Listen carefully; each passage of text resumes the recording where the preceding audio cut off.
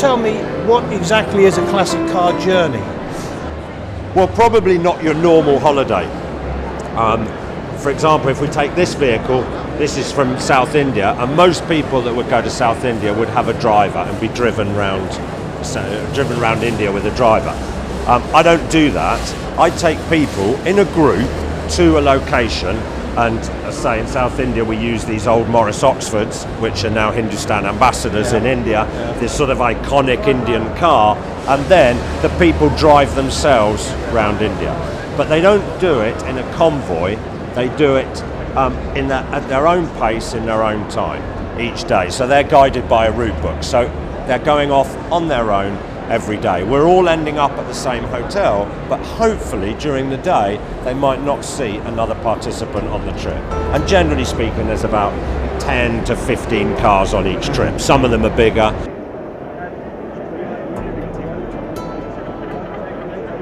What other sort of vehicles do you have in your fleet? Well, we really have to use the vehicles that are available in the different countries. As I said, we use these in South India. In Vietnam, we use those old war jeeps. These are all left over from the Americans when they left in 1972. We've got 20 of those. In the Himalayas, we use those modern Toyotas. Right. And in Africa, I use those pickup trucks. I mean, if I went on a holiday, I just want to get a reliable car, drive around, and do they break down? Well, frankly, Paul, these are not wonderfully reliable. They do break down. So what happens when they break down is that clearly they stop if they've broken down, but we have a team of mechanics following. The mechanics will come up, and they're normally with you, and I'm not joking here, they're normally with you faster than the AA would be with you in the UK.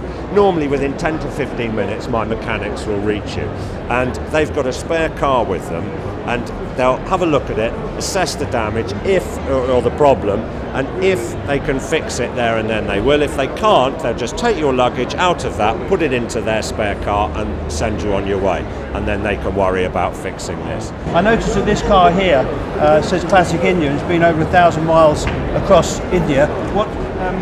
What's the driving like? With the health and safety, is it the same as driving in the UK? Well, really, driving in India is not as mad as everybody makes out. It doesn't help with programs like Ice Road Truckers and things like that they also paint a bad impression. Jeremy Clarkson says that driving in India is the most dangerous game in the world.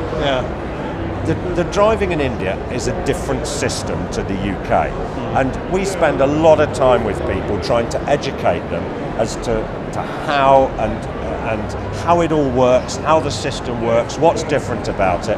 And people, yes, frankly, day one, you can see a few white faces. They're often a bit worried about it, but I promise you, after one day driving one of these in Indian traffic, they love it. And by the end of the week, they're experts. And you know, I've been taking people to India for 8 years, and I haven't had an incident. When somebody collects one of these cars and starts off on their magical journey, how do they know that there's going to be a backup crew that will help them if they break down? Well, they're all following, Paul, the same route. The customers, they're following a route book. Okay, we've provided this to them at the beginning of the trip, and when they first look at this, it's a little bit daunting, but it's actually very straightforward. If you look here, there's a diagram and a description. Out of the hotel, turn left onto the main road. They come out of the hotel. They've zeroed the trip at the start of the day. In 3 kilometres, they're going to hit a roundabout and they go straight on. In 6 kilometres, they're going to pass some advertising hoardings, and they can see that, and it gives them the confidence then that they're on the right road. And the whole trip is like this. And as I say, at first people find it, you know, a little bit daunting, but it's actually very, very easy. And does it appeal to all ages, all age groups? Well, if I had to have a typical age group, I mean, I've taken 19-year-olds to India to drive, but a typical age group would be really probably 50 to 60, that sort of age group, because they're people that have been there, seen there, done it with holidays. They've probably done a lot of the standard type holidays, and they're looking for something a bit different. You know, what's a real pleasure is to take people to India who've never been to India before, because this is a lovely introduction to India, because during the day you're on your own. you're travelling on your own and you're experiencing the little sort of roadside tea stalls and things like that you probably don't get to do on a coach trip. But yet you've got the blanket of security with us behind you. All the hotels are all booked, that sort of thing. But yeah, generally speaking, they're older people, and because older people can afford it.